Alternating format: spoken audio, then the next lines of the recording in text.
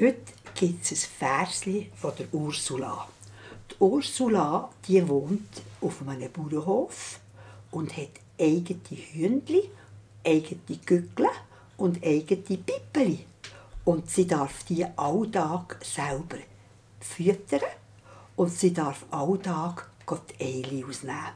Aber am Oben tut sie alles beschliessen, ganz gut, dass der Fuchs nicht rein kann und kann Hühner stellen.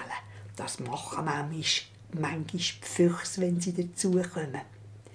Und dann schlafen die alle drinnen. Und meistens kreit der Gügel etwa Nacht um 3. Gügerigü, Gügerigü, es ist morgen um 3. Und dann, so um die 6 Uhr herum, gackern die Hühner, Gackeragei, Gackeragei, ich lege gerade ein Ei, Gackeragei.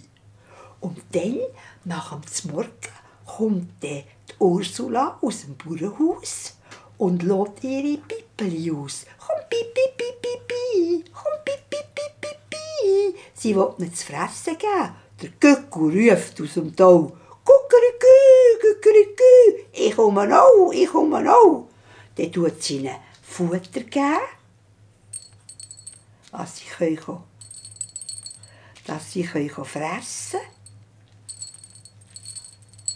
Nachher nimmt sie die Eier aus und trägt die zurück ins Bauernhaus. Das ist das Versli von der Ursula mit ihren Hühnern.